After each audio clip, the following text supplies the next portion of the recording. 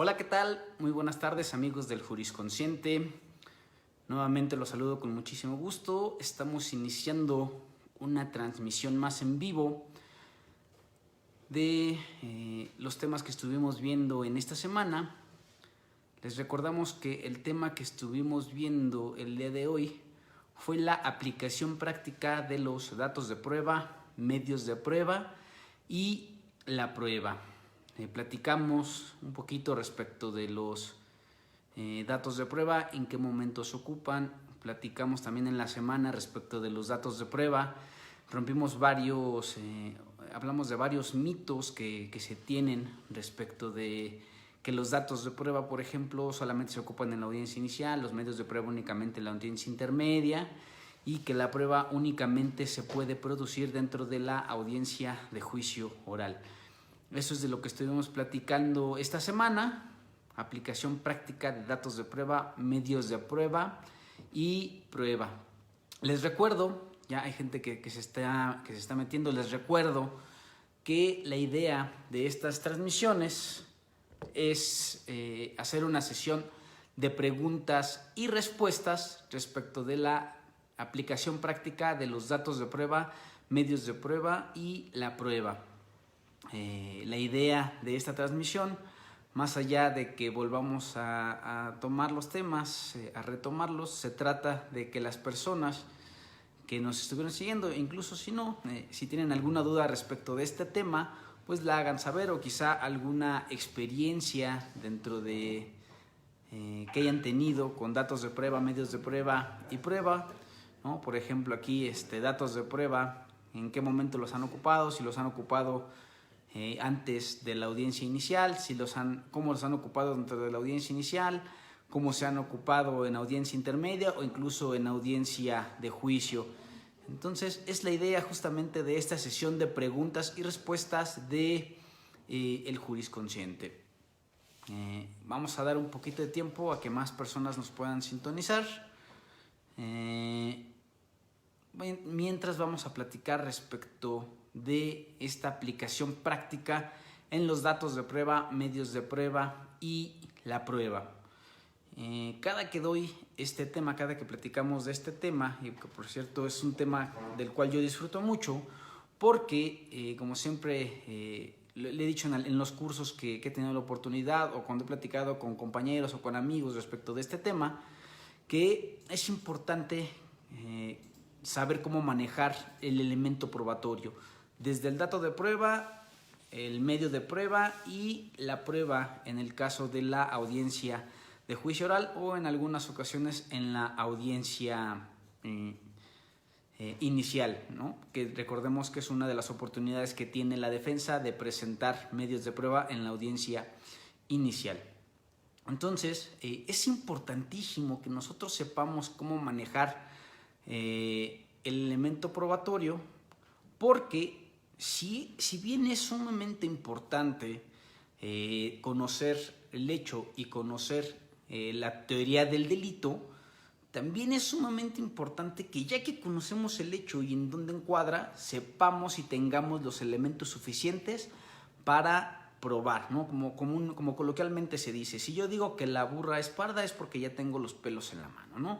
No puedo ir únicamente a referir hechos sin tener una cuestión probatoria de por medio. Nos dice Alejandro Vázquez: ya estoy en la plática. Muy bien, perfecto. Bienvenido, Alejandro Vázquez. Y a todas las personas que se encuentran entrando, estamos hablando de datos de prueba, aplicación práctica de los datos de prueba, medios de prueba y la prueba. Entonces, la idea de esta sesión en vivo es que se realice una sesión de preguntas y respuestas. Les comentaba, platicando un poquito respecto de este tema, porque es importante la parte probatoria. Porque más allá de conocer el hecho y saber en dónde encuadra, tenemos que tener los elementos suficientes para probar lo que estamos diciendo, ¿no? ¿Y por qué refiero a esta parte que es importante? Hace un momento estaba platicando con unos compañeros de la maestría El maestro Aurelio Dávila nos está saludando. Un saludo también, maestro. El tema que estamos viendo es datos de prueba, medios de prueba y prueba. ¿Alguna aportación, alguna pregunta sería importante para que nosotros sigamos alimentando este espacio pues justamente de información y para que nosotros podamos ampliar nuestros horizontes jurídicos? Les comentaba, platicaba con un compañero, con compañeros de la maestría, y nos refería, estamos preparando un ejercicio práctico. Roberto Hernández presente, muy bien, presente Roberto, muy bien, perfecto. Aquí estamos ya también pendientes.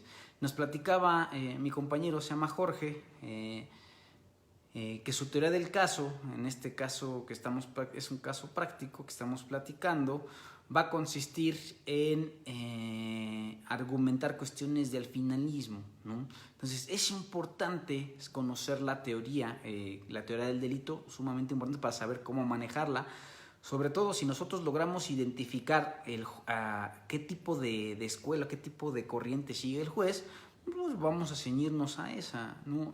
Recordemos que en el derecho nada está escrito, no es bueno casarse nada más con el finalismo, con el causalismo, etcétera, ¿no? Es importante que nosotros tengamos esa flexibilidad, sí conocerlas, por supuesto, y tener la flexibilidad para nosotros poder presentarle el caso al juez como a él le gusta argumentarle y como a él le gusta razonarlo, ¿no? Es algo que incluso quizá nosotros nos presentamos nuestro caso a un órgano técnico que es el Tribunal de Enjuiciamiento. No obstante, este tipo de casos de una cuestión acusatoria vienen de una tradición anglosajona, Estados Unidos, Inglaterra, Países Bajos, etc.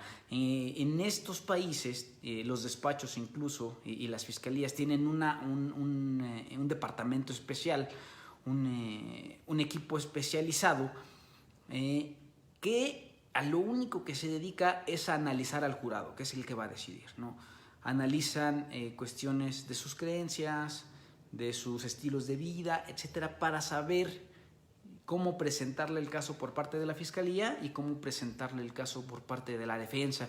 Es algo que nosotros también tenemos que analizar y que es importante conocer a nuestro juzgador para saber cómo presentarle nuestro caso, ¿no? Y tener una buena argumentación, pero más allá que tener una buena argumentación, es importante tener una cuestión probatoria fuerte.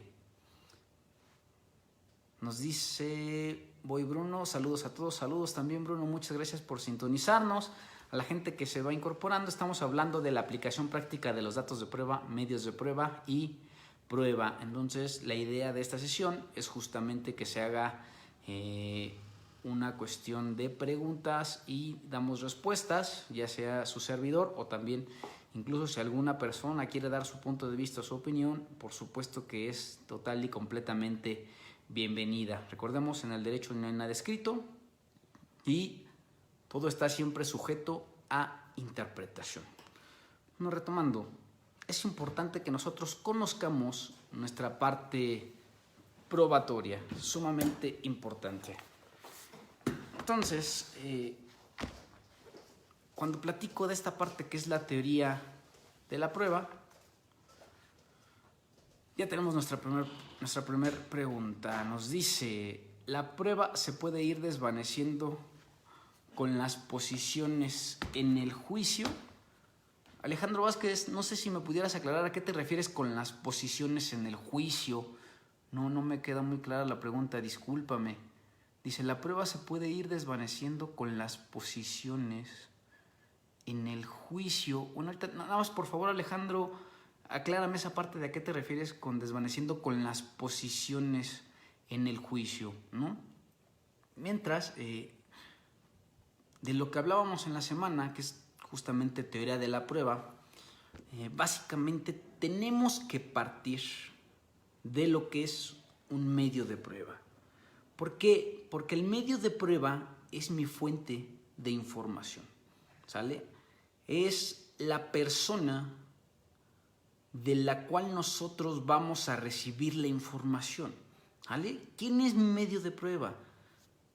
Los testigos, que son los principales medios de prueba, un testigo presencial, las víctimas, que son sobre todo estos tipos de testigos, que es un testigo especial, la víctima, es sumamente importante que nosotros tengamos el tacto para tratar a la víctima y sobre todo saber cómo obtener la información, porque las víctimas son las que obtuvieron de manera muchísimo más directa la información, porque son quienes sufrieron justamente los daños, ¿no? O las consecuencias del delito. Entonces, otro tipo de medio de prueba es los policías, por ejemplo, ¿no? Nos dice Eduardo Montalvo, amigo, mucho gusto, qué bueno que nos sintonizas, un abrazo. Estamos hablando de datos de prueba, medios de prueba y prueba, su aplicación práctica. Si la idea de esta sesión es que hagamos preguntas y respuestas, entonces sería importante, y continúo esperando la respuesta de Alejandro Vázquez, que nos aclare aquí la cuestión de a qué se refiere con si la prueba se puede ir desvaneciendo con las posiciones en el juicio. No me queda muy clara la pregunta. Tenemos otra pregunta aquí de Bruno García. ¿Qué tanto es fiable una prueba electrónica? Muy bien. Una prueba electrónica va a ser fiable no por sí. Recordemos que ya no estamos en un sistema de prueba tasada, ¿no? En un sistema de prueba tasada lo que pasaba es que el código nos decía cómo se tenía que interpretar o qué valor probatorio teníamos que darle a determinadas pruebas. Actualmente el sistema de valoración es la valoración libre. Esta valoración libre del juez no significa que si con el simple hecho que lo convenza, que esto es la íntima convicción, las preguntas es que puede ser para fiscalía o la defensa. Bueno, ahorita atiendo eso. Recordemos entonces que actualmente se tiene que basar, que el hecho de que sea un sistema libre no significa que sea capricho del juzgador, sino que se tiene que basar en leyes de la lógica y las máximas de la experiencia. ¿En qué sentido va a ser fiable una prueba electrónica? Y no nada más la prueba electrónica, cualquier prueba. Va a ser fiable en el sentido, desde que nosotros ubicamos la prueba, ¿sale? Tenemos que ubicar que el testigo que está participando sea fiable, es decir, que sea un experto. Por ejemplo, si una prueba electrónica la queremos presentar a través de un perito en criminalística, pues quizá no va a ser tan fiable, ¿no? Porque no es la persona experta. Entonces, desde aquí, por eso les decía lo importantísimo que es que nosotros, que la preparación del testigo no es a unos días del juicio, es desde que nosotros encontramos nuestro medio de prueba. Y recuerden, tenemos contacto con el medio de prueba incluso desde la investigación, ¿sale? Entonces, por eso es importante que nosotros ubiquemos primer paso, entonces, respondiendo a tu pregunta, primer paso, encontrar al testigo idóneo y al testigo que sea experto para poder incorporar esta prueba electrónica, ¿sale? Primer punto, porque acuérdense, todos los actos de investigación que solicitemos tenemos que realizarlos con mira a juicio oral. Siempre. Entonces, desde estos pequeños detalles hay que empezar a revisarlos. Si yo quiero incorporar en su momento una prueba electrónica, en un primer momento como dato de prueba y posteriormente como medio de prueba, fijarme que el testigo sea el idóneo para efecto de poder dar la información que nosotros estamos solicitándole a este testigo, ¿sale? Entonces, importantísimo, primer punto. Y dos, una vez que lo estemos desahogando, va a ser fiable y va a ser confiable en el sentido de que nosotros le demos al juez la información pertinente. Muchas veces le quitamos la importancia a las preguntas de acreditación y creemos que las preguntas de acreditación son de estilo, ¿no? Y decimos, nos conformamos con decir, a ver, ¿a qué se dedica? ¿Y cuánto tiempo tiene como perito? ¿Cuánto tiempo tiene como policía? ¿No? Pero perdemos de vista que la parte de la acreditación es que el juez conozca quién es la persona y por qué está yendo a juicio. Entonces, si estoy llevando una prueba electrónica, pues vamos a decirle al juez por qué él es el perito idóneo, ¿no? Por qué él es el bueno para efecto de referirnos respecto de una prueba electrónica, ¿no? Por ejemplo, Este tipo de pruebas, como que se llaman electrónicas, yo como fiscalía las ingreso a través de mis peritos analistas, de mis policías analistas de información.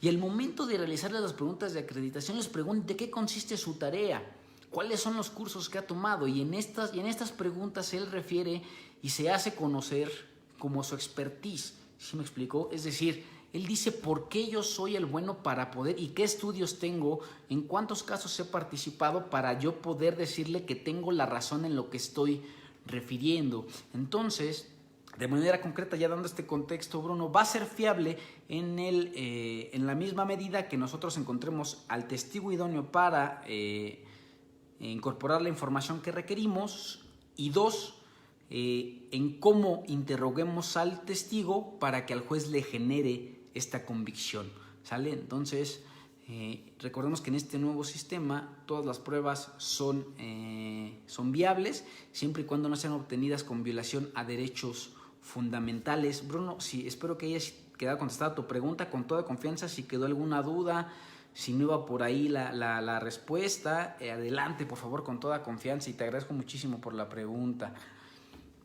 Nos dice Alejandro Vázquez, las preguntas que puede hacer la fiscalía o la defensa. A ver, Alejandro Vázquez, cuando me dijiste posiciones, te refieres entonces a las preguntas, y nos preguntabas que si se puede ir desvaneciendo la prueba. Bueno, pues propiamente, déjame ver si contesto tu pregunta, déjame ver si ya la comprendí, si no, con toda confianza. No se desvanece propiamente la prueba, ¿no? Porque un desvanecimiento de prueba sería, por ejemplo, que yo tuviera un arma de fuego en la bodega de indicios, y una vez que yo quisiera realizar algún estudio y quisiera ya incorporarla a juicio, ya no se encontrara, ¿no? Por ejemplo, pues o que tuviera una única prueba, un único indicio, y yo lo llevara a periciales, y en periciales se agotara. También pudiéramos hablar ahí quizá de un desvanecimiento de prueba. No lo maneja el código, pero más o menos así. Entonces, en la audiencia de juicio, pues no se podría desvanecer. ¿Qué sí se puede hacer dentro de la audiencia de juicio? Y para eso es justamente el ejercicio de contradicción. Lo que podemos hacer en el contradictorio es pegarle a la credibilidad del testigo de la contraria. Para eso es el contrainterrogatorio, ¿sale? Para poner al testigo justamente en esta cuestión, pues, de contrariedad, ¿no? ¿Qué pasa si él, a pesar de las preguntas contradictorias, es decir, las preguntas que no son cómodas, como las que haría el oferente, si él aún pasa este test, pues le va a generar una convicción muchísimo más fuerte al juez?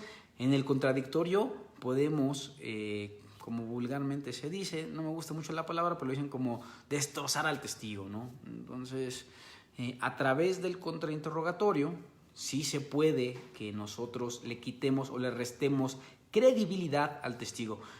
El interrogatorio se trata de eso, de credibilidad. En el interrogatorio y contrainterrogatorio no vamos a ir a argumentar, no vamos a ir a incorporar información nosotros. Quienes tienen que incorporar la información es nuestros testigos. Entonces, para eso se ocupa el interrogatorio, para ilustrar al juez, para dotarlo de información y acreditar nuestro dicho, o bien desacreditar el dicho de los testigos contrarios. Espero que haya contestado tu pregunta, Alejandro. Si no es así, por favor, con toda confianza.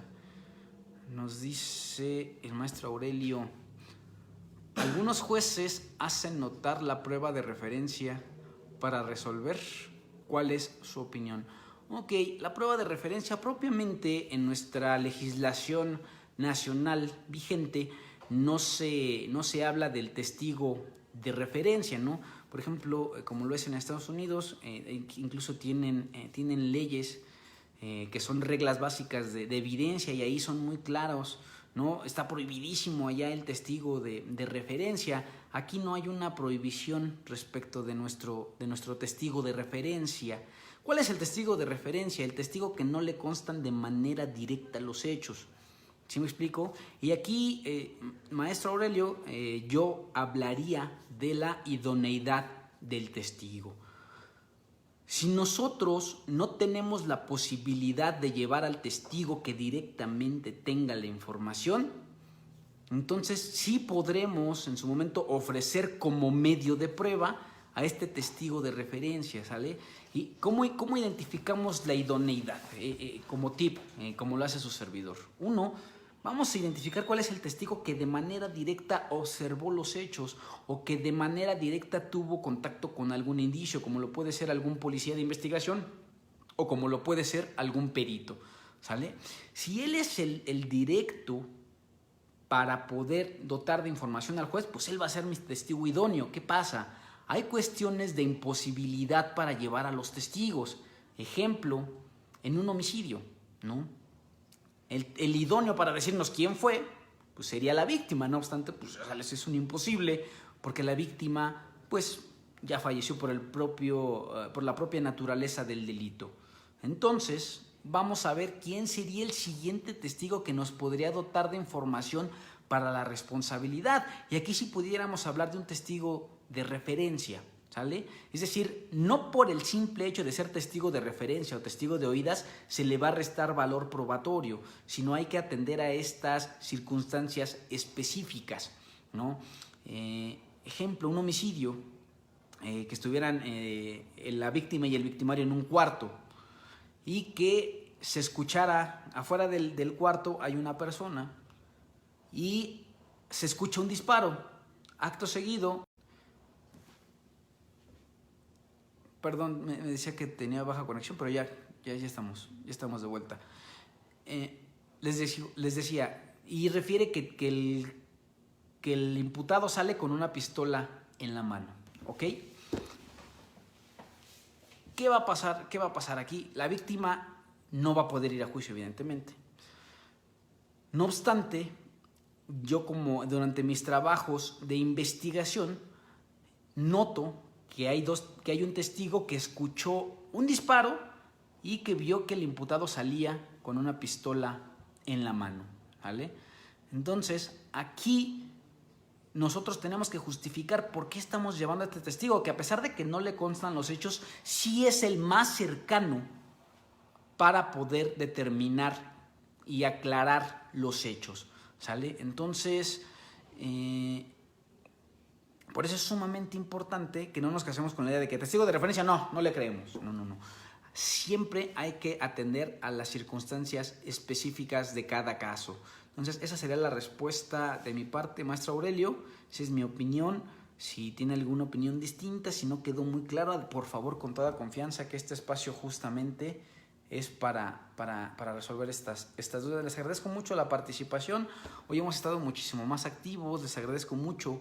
Nos dice Garrón Torres. Déjenme ampliar para verla completa. Bien, dice: como defensor, ¿cómo puede incorporar un video de Facebook en la investigación complementaria? Muy bien. Pues quien grabó el video ya vive en Saturno. ¿Quién grabó el video? Ok, muy bien. En Saturno. Ok. De entrada yo diría, pues es imposible que ya viva en Saturno, ¿no? Pero bueno, vamos a tratar de darle... Gracias por la pregunta, Garrón. Ok. Como defensor, ¿cómo puedo incorporar un video de Facebook en la investigación complementaria? Ok. Ojo, en la investigación complementaria no vamos a incorporar medios de prueba, ¿sale? Lo que vamos a hacer es recabar actos de investigación, ¿sale? Entonces, déjame ver si queda clara la pregunta y si queda clara la respuesta. Durante la investigación complementaria, bueno, aquí me gustaría también saber si el video, si ya no se tiene acceso, es decir, si la persona grabó el video y ya se fue del país y no podemos encontrarla, pues no va a haber forma de que la incorporemos, ¿no? Pero ¿qué pasa?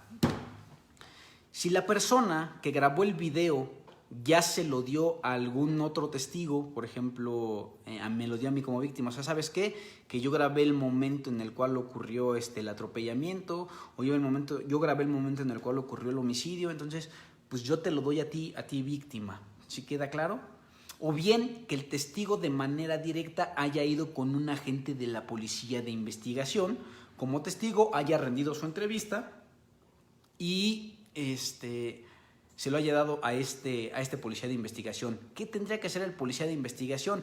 Realizarle una inspección al video y informárselo a la gente del Ministerio Público y evidentemente iniciar un procedimiento de cadena de custodia, ya sea que lo graben en una USB, que lo graben en un disco, etcétera, ¿sale? Entonces, ¿cómo lo incorporaría yo? Pues con el testigo siguiente que tuvo contacto, ¿no? Yo los videos los ofrezco a través de mis policías de investigación, ¿sale? Yo no llevo directamente a la persona que lo grabó. Ejemplo, me tocó incorporar unos videos que estaban afuera de un Oxxo. Los que nos dieron los videos fueron las personas del Oxxo, pero yo no llevo a la persona que grabó el video, porque ¿qué va a pasar cuando lo lleve a la audiencia de juicio? Pues entonces él no va a saber decirme qué ve. Pues ¿qué ve ahí? Pues veo un Oxxo, veo carros, pero más nada. O sea, sería información irrelevante. ¿Qué pasa con mi policía de investigación? Mi policía de investigación conoce la carpeta, la policía de investigación conoce a los imputados, conoce el lugar de los hechos, ya la relación de inspección, etcétera. Entonces él me va a poder a mí decir de manera muy clara qué es lo que está viendo en el video. En este caso en particular era un video en el cual se observa el pago de un rescate. Entonces, el policía de investigación al cual le dieron esos videos es el que me dice qué es lo que está viendo. Una vez que se proyecta el video, le digo, ¿qué ve ahí? Pues se ve el vehículo en el cual se fue a obtener el rescate para la liberación de la víctima, y de ese coche está bajando el imputado, que incluso se encuentra ahí y lo señala. Entonces, no casarnos con la idea de que la persona que graba el video o la persona que emite el documento, ¿no? Por ejemplo, si quisiera incorporar un acta de nacimiento, no necesariamente tengo que llevar al director del registro civil, ¿no? O al juez que realizó la inscripción de esta persona al registro civil. Vamos a llevar a algún testigo que sea idóneo y que haya tenido contacto con el indicio. Entonces, esa sería la respuesta, Garrón. Yo llevaría algún otro testigo que haya tenido contacto y sobre todo recomendación, que sea un testigo que tenga mayor conocimiento de los hechos para que nos pueda dotar de la información penalmente relevante y no nos vaya a decir nada más, pues yo vi ahí un video, creo que lo mandé por oficio, ni me acuerdo, yo diario mando 20,000 oficios, no lo sé. Entonces, importante que nosotros llevemos a un testigo, uno, que tenga conocimiento del hecho, y dos, el cual nosotros tengamos la oportunidad de declararlo. Por eso es sumamente importante que las partes no realicen actos de investigación, ¿vale? Que los actos de investigación sean realizados por los agentes de la policía, porque el hecho de que nosotros como partes actuemos significa que estamos haciendo los actos de investigación y no con visión a juicio oral, ¿no? Estamos haciendo los actos de investigación con visión a nada más obtener una orden de aprehensión o con visión a obtener nada más una vinculación a proceso, pero después en el juicio, ¿no? Por ejemplo, si yo Ministerio Público fue el que tuvo contacto con el oficio de manera directa, ¿a poco yo voy a ir a referir? Pues yo no puedo ser juez y parte, ¿no? Pero, bueno, yo no puedo ser testigo y parte, sería mejor dicho. Yo no puedo realizar actos de investigación y aparte interrogarme, ¿no? Ese sería un imposible. Aparte, el hecho de que yo sea nombrado testigo, pues significa que no puedo actuar como parte. Entonces, no sé si Garrón haya quedado clara la respuesta. Si hay alguna otra duda, adelante. Muchísimas gracias. Alejandro Vázquez Lic, a eso me refiero. Que una prueba se diluye cuando al preguntar cambia la carga de la prueba. Cuando al preguntar cambia la carga de la prueba. Caray. Alejandro, ¿cómo podríamos, no ubico un asunto en el cual al realizar una pregunta se cambie la carga de la prueba? Si yo soy el oferente, yo tengo la carga de la prueba, salvo que hables, no sé, por ejemplo, de un medio de prueba nuevo, ¿no? En el cual un testigo al momento de estarlo interrogando, nos refiere quizá que hay un testigo nuevo que nosotros no conocíamos. Entonces sí sería importante nosotros presentarlo, si es beneficioso para nuestra autoridad del caso, si no, no. Entonces quizá te refieras a eso, o quizá al medio de prueba de refutación, ¿no? Que es quizá en el cual si yo estoy diciendo que el testigo está mintiendo, pues entonces yo sí tengo la carga de la prueba. ¿Sí me explico? Si yo a través de mi contrainterrogatorio, genero una controversia respecto de que el testigo no está siendo íntegro, no está siendo veraz o está mintiendo, pues yo tengo que llevar lo que se conoce como medio de prueba de refutación. Y este medio de prueba de refutación nos va a acreditar nuestro supuesto, es decir, que ese testigo no está diciendo la verdad, que está falseando información, que no está siendo íntegro, que quizá está ocultando alguna información de la cual sí tiene conocimiento. Entonces aquí sería importante, no sé si, espero que te refieras a eso. Si no es así, házmelo saber con muchísimo gusto. Me están viendo por ahí Johnny Díaz, un saludo amigo. Alan Mercado, un saludo. Robert, un saludazo amigo. Si tienes alguna pregunta, estamos hablando de datos de prueba, medios de prueba y prueba. Entonces, también a la gente que se va conectando, hacerles la atenta invitación a que realicen preguntas o bien aportaciones para que nosotros podamos enriquecer estas pláticas. Nos dice el maestro Aurelio: estoy conforme con el testigo de referencia, sin embargo, algunos jueces pretenden igualar esta prueba con la conocida como circunstancial, que en mi opinión es incorrecto. Estoy totalmente de acuerdo con usted, maestro Aurelio.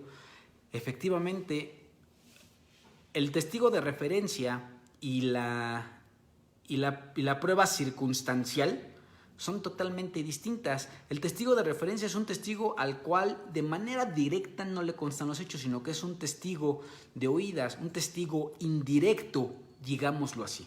¿Sale? Y la prueba circunstancial, antes en el sistema anterior se conocía como prueba circunstancial.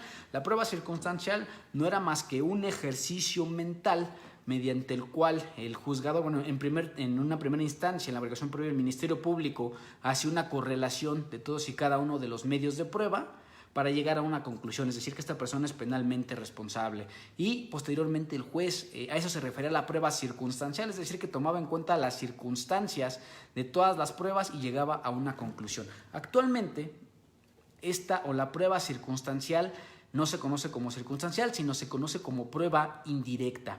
Y a lo que se refiere la prueba indirecta es justamente a cuando no tenemos a un testigo que de manera directa le consten los hechos.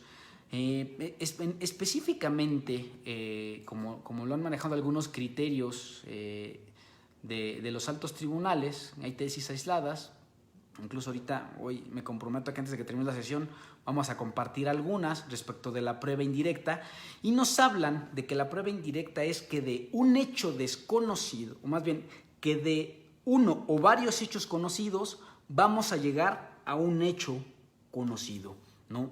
Por ejemplo, tenemos un asunto de 4 víctimas que desafortunadamente se encuentran desaparecidas y una de ellas ya perdió la vida.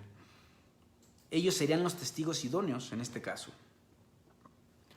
No obstante, la forma en la cual llegamos a los responsables fue a través del policía de investigación de análisis de información, quien analizó de las llamadas telefónicas, analizó los datos conservados, que no es más que las sábanas de llamadas, las georreferencias, etcétera. Él analizó esto y pudo llegar a la conclusión, y GPS también de algunos vehículos, y pudo llegar a la conclusión de que las personas que privaron de la libertad a las víctimas fueron estas personas que conducían esos vehículos, porque coincidían su GPS y porque coincidía además la telefonía de las mismas. Entonces, a esto se refiere la prueba indirecta. Tenemos varios hechos conocidos. Hecho conocido 1, el teléfono de los responsables se encontraba en el lugar. Hecho conocido 2, el vehículo de los responsables se encontraba en el lugar. Hecho conocido 3, los testigos de los hechos dan características parecidas similares a los responsables. Conclusión, pues fueron estas personas. Hecho desconocido, pues quiénes son las personas que llegan o que privan de la libertad a las víctimas. Entonces, a eso se refiere a lo que antes se conocía como la prueba circunstancial y que hoy se conoce como la prueba indirecta. Muchísimas gracias, maestro Aurelio, un gustazo.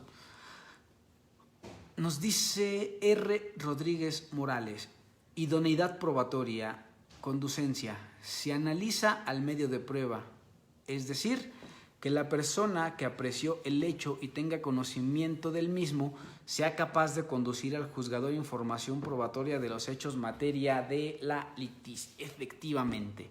¿Sale? Muy bien, muy buena aportación, exactamente. La idoneidad de un testigo, lo podemos hablar a la conducencia, es decir, vamos a decirle al juez por qué él es la persona que nos puede dar de manera más directa los elementos probatorios para llegar a la conclusión a la que nosotros pretendemos llegar para nuestra teoría del caso. Muy bien, nuevamente les agradezco a las personas que están participando y los invito a las nuevas personas que se están conectando. Estamos hablando de la aplicación práctica de los datos de prueba, medios de prueba y la prueba. Entonces, hacerles la invitación a que ustedes también realicen preguntas, que compartan algunas experiencias. La idea es que este espacio sea justamente de retroalimentación, ¿no? Dice Josué Mina, saludos, un gusto ver tus videos. Un saludo, amigo, también muchas gracias por sintonizarnos. Miso, un saludo también. Y otra vez los invito a que continúen realizando estas preguntas. Como ven, es muchísimo más enriquecedor y podemos ahondar muchísimo más en los temas. Pero, ¿por qué es importante? ¿Por qué es importante respecto de la cuestión probatoria? Hablábamos que dentro de la teoría de la prueba, nosotros partimos para analizar cuál es primeramente nuestro medio de prueba y se relaciona mucho con las preguntas que hace un momento hicieron. Vamos a ver que nuestro medio de prueba sea la persona idónea, que sea la persona pertinente para efecto de dotarnos de esa información. Una vez que nosotros encontramos este medio de prueba, en una primera instancia nos va a dar información en privado. ¿Sí queda claro? Entonces, una persona, nuestro medio de prueba, tiene en su cabeza derivado de la actividad que realizó, ya sea que fue un testigo, ya sea que fue un agente policial, ya sea que fue un perito, él tiene en su cabeza información que nos va a servir a nosotros para nuestra teoría del caso, ¿vale? Es como, por ejemplo, en las computadoras. Las computadoras en su software, las personas en su cerebro, tenemos datos, ¿sale? Pero hasta ese momento no son datos de prueba, ¿sale? Vamos ahorita a platicar cuándo podemos hablar de un dato de prueba. Entonces, nuestro medio de prueba tiene esta información en su cabeza. Esta información nos la va a dotar a nosotros en un primer término en privado, es decir, en una entrevista, ¿no? Nos va a dar un informe, nos va a dar un dictamen pericial. A esta información, una vez que sale de su cabeza y la plasma en un documento, a ese documento lo vamos a llamar registro de investigación. Y los registros de investigación van a conformar nuestra carpeta de investigación, ¿vale? Ahí vamos a tener todos nuestros registros con los datos, es decir, con la información que nuestros testigos nos dieron de manera privada, ¿sale? Muy bien. Y aquí vamos a romper también el mito de que los datos de prueba únicamente se ocupan en la audiencia inicial. Veíamos en las cápsulas, los datos de prueba se pueden ocupar incluso antes de la audiencia inicial, en la audiencia intermedia e incluso en la audiencia de juicio. ¿Por qué antes de la audiencia inicial? Porque la gente del Ministerio Público realiza determinados actos de investigación, algunos con control judicial y algunos sin control judicial. Cuando requiere realizar un acto de investigación que requiere control judicial, tendrá que justificárselo al juez de control. ¿Cómo? A través de la exposición de datos de prueba. Por ejemplo, si quisiera solicitar un cateo, bueno, pues tendría que exponerle. Primero, el juez tendría que conocer que existe un hecho, un posible hecho que la ley señala como delito, ¿no? ¿Cómo se lo podemos establecer en ese momento? Pues con las entrevistas de la víctima, entrevista de policías que hayan participado hasta ese momento, quizás si tenemos algún peritaje, pero que dé cuenta el juez que se está cometiendo algún delito.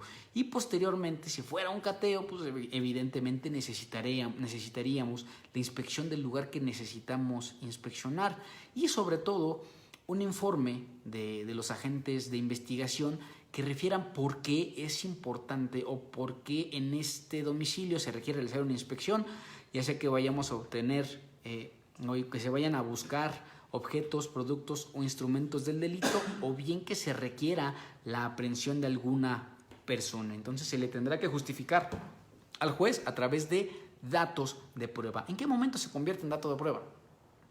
Cuando este registro de investigación, yo estando en audiencia o bien al momento de realizar mi solicitud, se lo hago saber al juez. Es decir, hago referencia a que tengo el conocimiento de determinado medio de convicción, ¿no? Incluso así lo marca el artículo 261 del Código Nacional de Procedimientos Penales, que el dato de prueba es la referencia a algún medio de convicción. Entonces, si yo conozco, yo tengo en mi carpeta, en mis registros de investigación, la entrevista de la víctima, etcétera, yo se la voy a hacer saber al juez o a través, cuando así lo permita el código por escrito, o bien cuando lo esté haciendo en audiencia. En ese momento, al momento en el que yo se lo hago del conocimiento del juez, en ese momento podremos hablar de dato de prueba, porque estoy ocupando este dato que tengo en mi registro de investigación como prueba. No prueba propiamente hablando, porque de la prueba hablaremos después, cuando estemos hablando de prueba. Pero en ese momento estoy ocupando el dato de prueba para efecto de poder justificar alguna solicitud, ¿sale? Entonces, en estos momentos es cuando se ocupa antes de la audiencia inicial. En la audiencia inicial se va a ocupar pues, cuando yo evidentemente solicite un auto de vinculación a proceso, o bien cuando requiera justificar la prisión preventiva o que yo requiera justificar alguna otra medida cautelar. En ese momento podremos hablar de datos de prueba también, porque yo se le estoy haciendo saber al juez, que cuento con un registro de investigación en el cual consta información respecto de un testigo, respecto de un policía, respecto de cualquier testigo que sea importante para nuestra autoridad del caso, ¿sale? Entonces, hasta este momento podemos hablar de dato de prueba. ¿Cuándo podemos ocupar el dato de prueba en la audiencia intermedia? Veíamos de manera muy general en las cápsulas, y si me permiten vamos a andar un poquito más en ello. Al momento en el que nosotros requiramos argumentar alguna incidencia, ¿qué incidencias serían? Por ejemplo, un incidente de incompetencia, ¿no? Por ejemplo, sería uno muy importante. Otro incidente podría ser la nulidad de algún medio de prueba, ¿vale? Que es decir, que nosotros solicitemos que se declare nulo determinado medio de prueba por haber sido obtenido con violación a derechos fundamentales, ¿no? Aquí nosotros vamos a poderle anunciar al juez datos de prueba para poder establecer nuestra pretensión, ¿no? Por ejemplo, en el de incompetencia vamos a referirle al juez, si estuviéramos hablando, por ejemplo, de contra la salud, ¿no? Que esté conociendo la federación, pero no obstante yo tenga conocimiento y datos de prueba para establecer que no tendría que conocer la federación, sino que tendría que conocer el fuero común, pues los vamos a exponer, ya sea que porque no se cumple con la cantidad necesaria para que conozca la federación, o porque no sea una cuestión que atañe de manera directa a la federación, pero tengo que yo justificarlo a través de datos de prueba, ¿no?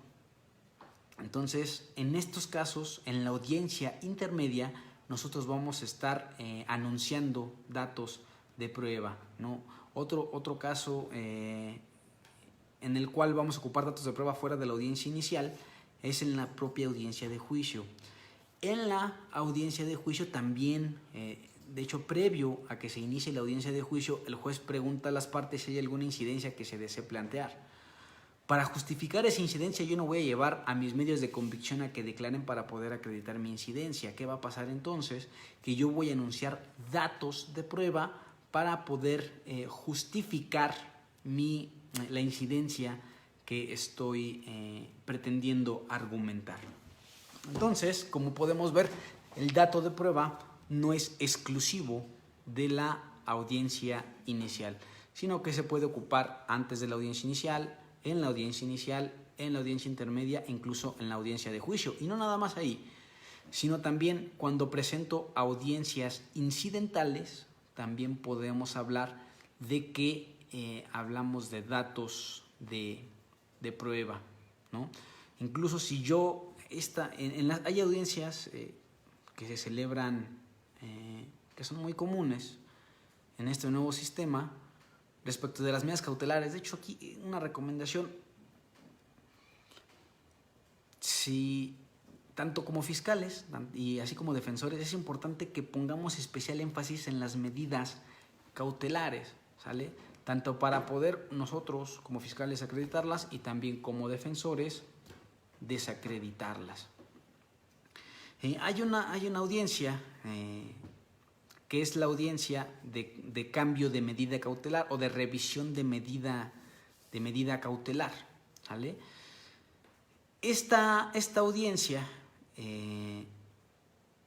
los defensores la solicitan cuando requieren o cuando tienen elementos suficientes para poder decir que la causa que le dio origen a la medida cautelar con la que cuenta el imputado normalmente va a ser querer cambiar la prisión preventiva por otra distinta, ha cambiado, ¿no? Ejemplo: si al imputado se le impuso una medida cautelar porque no se tenía la certeza del domicilio en el que vive y por lo tanto a criterio del juez había riesgo de fuga, bueno, posteriormente la defensa se puede dar a la tarea de buscar elementos de prueba para decir por qué no hay riesgo de fuga, ¿no? Incluso solicitar en las unidades de medidas cautelares que se haga un dictamen de análisis de riesgos para que ellos determinen si hay riesgo o no de que la persona se fugue.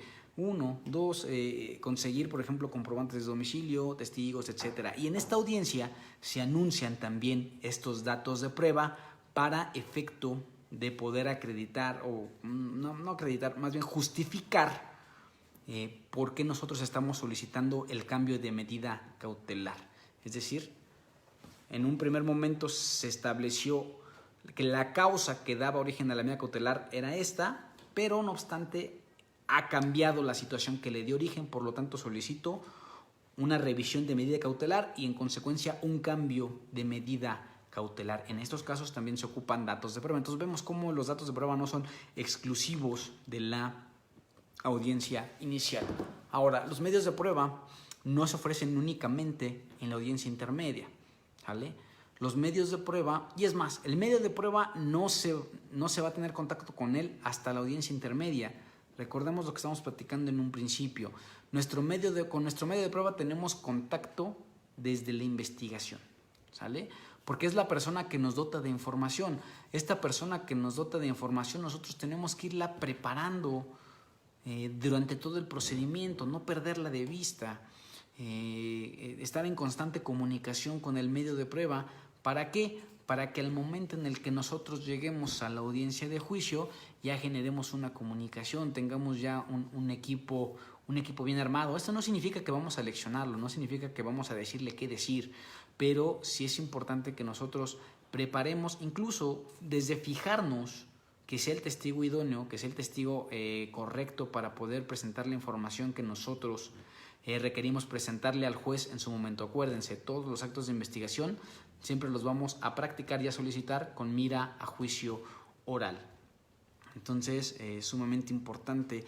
Ahora, se ofrecen los medios de prueba sí en la audiencia intermedia por la especial naturaleza justamente de la audiencia intermedia, que de acuerdo incluso al artículo 334 del Código Nacional de Procedimientos Penales, una de las finalidades de la etapa intermedia es el ofrecimiento y admisión de pruebas. Entonces, por naturaleza, la audiencia intermedia sí es el momento en el cual se ofrecen medios de prueba. No obstante, si nosotros damos una revisada al artículo 314 del Código Nacional de Procedimientos Penales, también la defensa puede ofrecer medios de prueba para la audiencia inicial cuando la medida cautelar que se pretenda solicitar sea una medida corporal, por ejemplo la prisión preventiva, ¿no? O el arraigo en el domicilio. En estos casos entonces sí la defensa va a poder solicitar que en la audiencia inicial se desahoguen medios de prueba, ¿sale? Entonces es sumamente importante tener en cuenta esta situación. No nada más en la intermedia se ofrecen medios de prueba, también en la inicial se pueden ofrecer medios de prueba, pero incluso en la audiencia de juicio también se pueden ofrecer medios de prueba. Bueno, y aquí vamos a, para lograr generar la comunicación, para que no sea un monólogo, alguien que nos diga si tiene conocimiento o se le ocurre en qué momentos se pueden ofrecer medios de prueba en la audiencia de juicio. Alguien que nos pudiera dar un ejemplo de cuándo se pueden ofrecer medios de prueba en la audiencia de juicio oral. Es decir, no en intermedia, no en inicial, pero que se puedan ofrecer medios de prueba en la audiencia de juicio. Nos dice Bruno García, ¿esos serían los alegatos? No serían los alegatos. Hay forma de ofrecer medios de prueba en la audiencia inicial. ¿Cuáles serían? ¿Cuáles se les ocurren que pudieran ser los supuestos en los cuales en la audiencia inicial yo puedo ofrecer medios de prueba?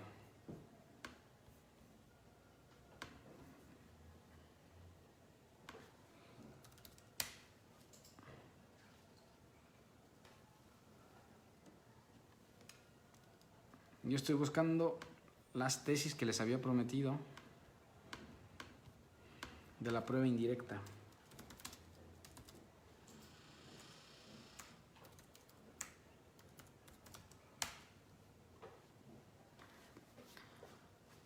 Muy bien, a ver, nos dice entonces Bruno García.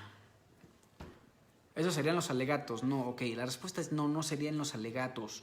¿En qué momento vamos a ofrecer nosotros medios de prueba? ¿Sale? Si nosotros checamos el artículo 390 del Código Nacional de Procedimientos Penales, nos habla de dos medios de prueba, el medio de prueba nuevo y el medio de prueba de refutación.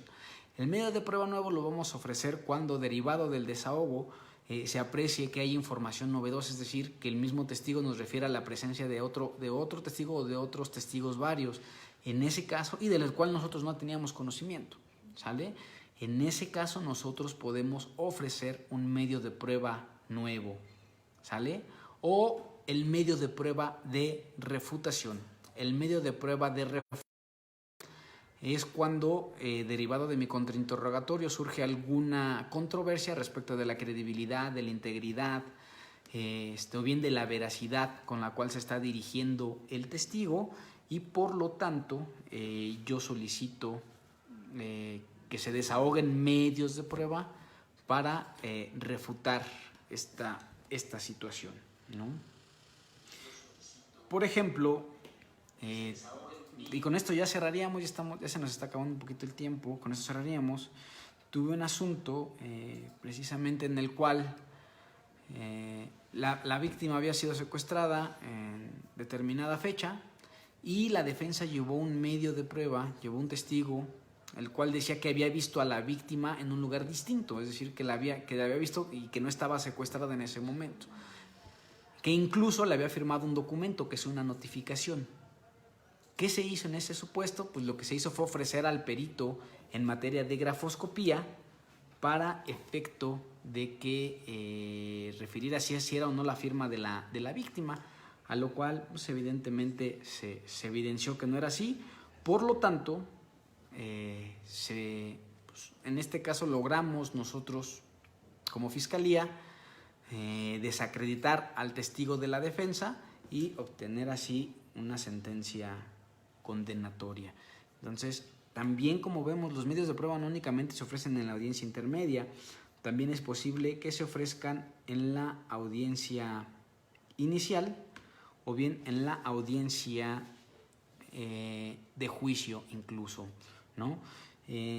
Respecto de en donde podemos encontrar que se conoce como prueba indirecta, es la jurisprudencia que tiene número de registro, por si lo gustan anotar, es número 201 3439. Se los repito, 201 34 39, que nos refiere que al rubro dice prueba de cargo puede ser directa o indirecta. Esto respecto de la pregunta que nos realizó el maestro Aurelio Dávila hace unos momentos.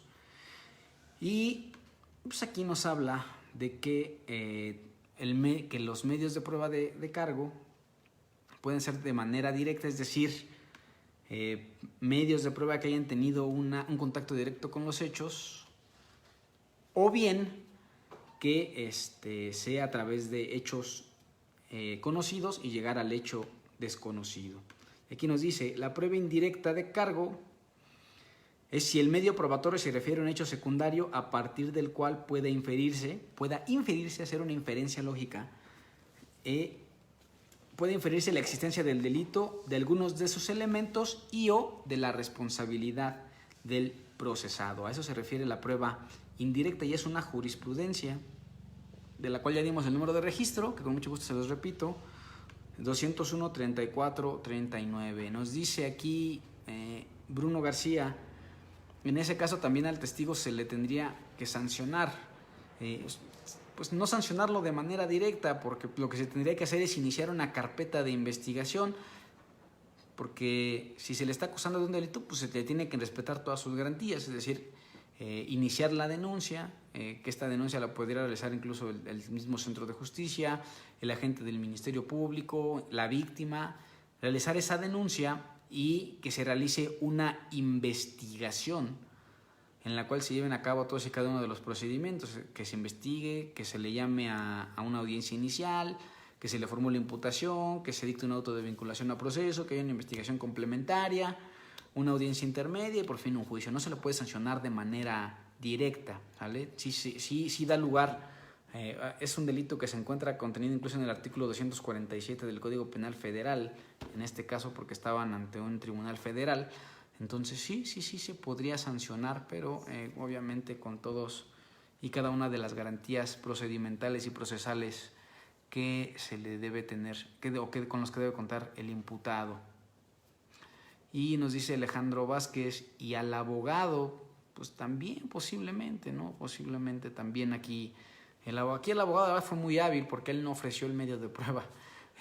Él siempre refirió que el medio de prueba lo estaba ofreciendo su imputado y que él supuestamente, quizás sea cierto, que él no estaba de acuerdo con el ofrecimiento de ese medio de prueba, ¿no? Entonces, pues también fue ágil, fue hábil el abogado también para protegerse, pero sí, en dado caso podría iniciarse una carpeta de investigación por estar ofreciendo medios de prueba que él conoce que son falsos.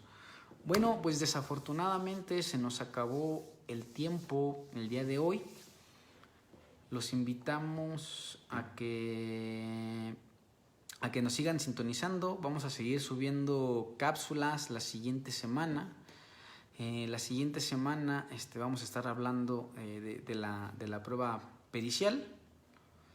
Y posteriormente les anuncio de una vez, vamos a estar nosotros buscando personas que nos hablen también de temas, no nada más respecto del sistema acusatorio. La idea de esta página del Jurisconsciente es generar una conciencia jurídica general. En este tiempo hemos estado transmitiendo respecto del sistema penal acusatorio porque es una cuestión que nos atañe, que es novedosa, que ha sido complicada. Toda la cuestión transitoria. No obstante, la idea es que más personas participen. Incluso si alguno de ustedes que nos sintoniza le interesa participar, le interesa tener alguna sesión en vivo, les interesa también compartir alguna información, por favor, con toda confianza. Es justamente la idea, crear esta comunidad jurídica en la cual compartamos todos y cada uno de nosotros las experiencias que tenemos. Su servidor no es más que un facilitador de la información que, gracias a Dios y gracias al trabajo y a la experiencia, hemos ido adquirido, y también a través de buenos amigos, por ejemplo, como el maestro Aurelio Dávila. Es una persona con la cual llevé un litigio importante, con el maestro Sergio Armando Paz, también, que fue un compañero también importante, y Robert Mimbrera, también fue un compañero mío. Es decir, hay gente que nos sintoniza aquí que tiene muchos conocimientos, y seguramente de muchos de ustedes que nos sintonizan también han tenido varias experiencias, y no nada más en el sistema penal acusatorio. sino en otras materias. Entonces, invitarlos también aquí a que si desean hacer alguna participación, nos contacten, ya sea pues, principalmente por el chat. Aquí el equipo del jurisconsciente, porque el jurisconsciente no solamente lo constituyo yo, tenemos aquí un equipo detrás trabajando para que el equipo del jurisconsciente también los pueda contactar a ustedes y podamos tener esta coordinación. Pues les agradezco muchísimo, los invito nuevamente a que si les gustó este video le den like, si no le han dado like a la página, den like a la página y compártanlo sobre todo para que más personas puedan tener acceso a la información, porque recuerden que juntos compartimos el conocimiento. Hasta la próxima, amigos.